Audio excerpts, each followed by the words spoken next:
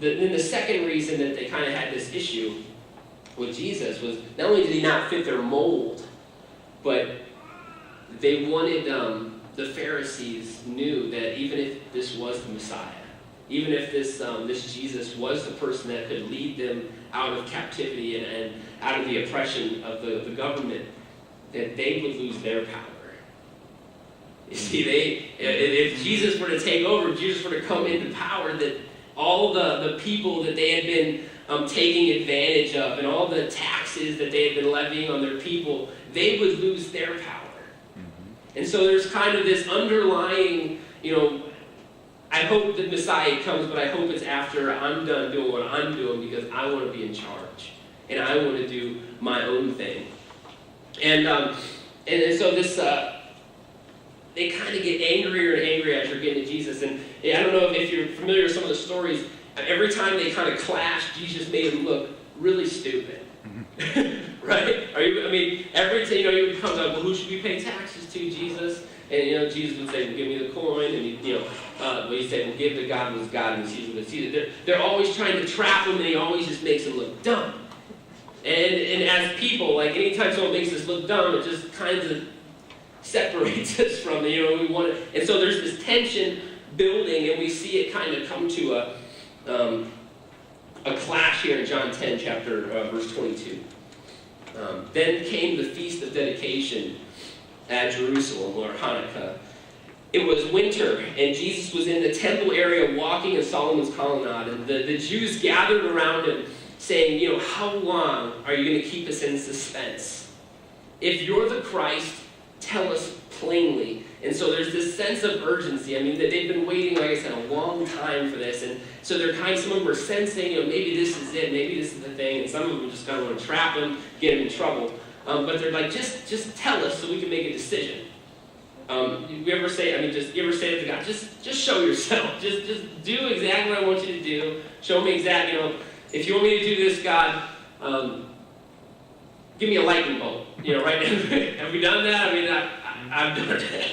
Okay, so you just get so frustrated and so upset about where you're at in life. You just want God to show himself, and so that's what they're kind of saying. And so Jesus answered in verse 25, he said, I did tell you, but you do not believe. See, the miracles I do in my Father's name speak for me. And so Jesus is kind of saying what John did. It's my miracles. The things that I'm doing are not just simply miracles, but they're messages. There's something I'm trying to tell you.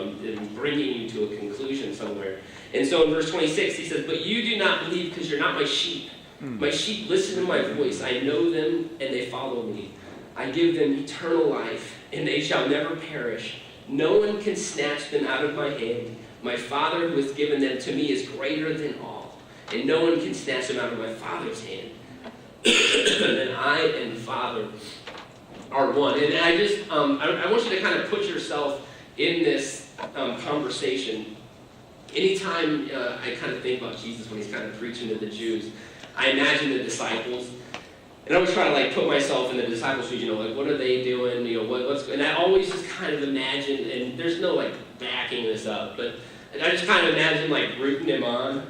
I don't know, when he gets going, when Jesus is in there, just kind of yeah, get him, preach it, Jesus, preach, what I mean? And so I just kind of imagine him just go, because they got, the Messiah is leading, they're not afraid of anything, right?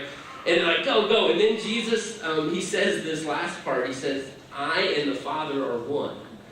And I think their expression changes real quick because in verse 31 it says the Jews picked up stones to stone them. And so there's probably this, right? Jesus is sweet, he's strong, he's ready to go. But the disciples are maybe you should have said that. You take that back. We can undo that. And so, again, so the Jews picked up the stones, but Jesus said to them, I have shown you many great miracles from the Father. For which of these do you stone me? And so now there's this conversation with half Jews are half-cocked with stones, right? And there's this I don't know, this would be an awkward conversation. Jesus is talking to them, they're just ready to just whip stones at him. And he's saying, why are you doing this? And so they said, we're not stoning you for any of these, but for blasphemy, because you are a mere man, and you claim to be God. And so in verse 37 it says, do not believe me unless I do what the Father does. But if I do it, even though you do not believe me, at least believe my miracles. At least believe the things that I'm doing, the signs that I'm showing you. You have to believe those. And so that you may know and understand that the Father is in me and I am the Father. Oops, okay, that's going to get him in trouble again. Again, they tried to seize him, but he escaped their grasp.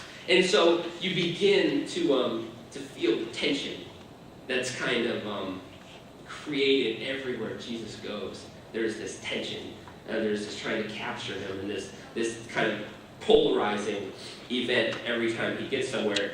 And that leads us into the famous story in chapter 11 of John of Lazarus. Jesus, you know this kind of the story here. Jesus is told that Lazarus, his buddy, is sick, and now knowing why Jesus does what he does, right? We know that he's not just doing things to do them, right? He's moving us through something. So knowing that, now when we read this story, it's going to make maybe a little more sense than maybe what it does if you just read it on its own. So kind of read it in that context with me. Because in verse 6 he says, yet when he heard that Lazarus was sick, he stayed where he was 2 more days. And so now normally that would be like, why would he do that? Well, obviously he wants to show us something. And so verse 7 says, then he said to the disciples, catch this, he says, let us go back to Judea. But Rabbi, they said, a short while ago the Jews tried to stone you, and yet you are going to go back there. Jesus said, we're going to go. The disciples said, so you're going to go back there? And so our friend Lazarus, and this is what he says, our friend Lazarus has fallen asleep, but I am going there to wake him up. And his disciples replied, Lord, if he sleeps, he'll get better. We don't need to go. they really don't need to go. He'll get better. Jesus had been speaking of his death, obviously, that we know, but his disciples thought he meant natural sleep. So then he told them plainly, because they just never get it, right? They're always trying to get it. They're just really close. And some of us are there, like, we're just kind of getting this whole Jesus thing. It's like these disciples, they were almost getting it. But he says plainly, he's dead. All right, and for your sake, I'm glad, because now you might be able to believe something here. You might finally start to get this. But he says, let us go to them. And then I love this. Thomas said, well, let's go and we'll just all die with him. They're not even getting to Lazarus. You know, he's like, we're dead. This is bad news. And so the story kind of takes on a different tone as they get to the city. And verse 21, Lord, Martha said to Jesus, if you had been here, my brother would not have died. And I think that kind of caught Jesus a little bit. You know, there's this, I think, tension that we all kind of have sometimes with God. And it's like, if you would have just done it the way I thought it should be done, we wouldn't be in this mess. You know, God, if you would just do it my way, things would be good.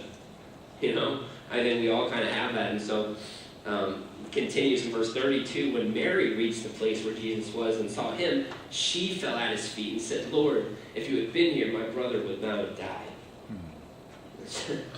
And so again, there's this, you know, Jesus, you're screwing this up. You know, where were you when I needed you? Why weren't you there when I called you? I called you in plenty of time. You could have easily fixed this. And that's what the Jews are saying as well. They said, you know, could not he who opened the eyes of the blind man kept this man from dying? And it's just doubter after doubter, just, you know, lack of faith following lack of faith, and just this kind of coldness towards Jesus. And it says that he just weeps, and he just cries. And the Jews think that, you know, he's crying. They said, you know, then where is it? Oh, the Jews said, see how he loved him. You know, they're watching him cry, and they think he's crying for Lazarus, but I mean, he already told his disciples that, you know, he's not going to die. He's not going to end in death. So he's not dying. He's not crying for Lazarus. He's crying because all of this doubt, all of this this negativity towards Jesus, and so finally he just says, you know, roll the stone away.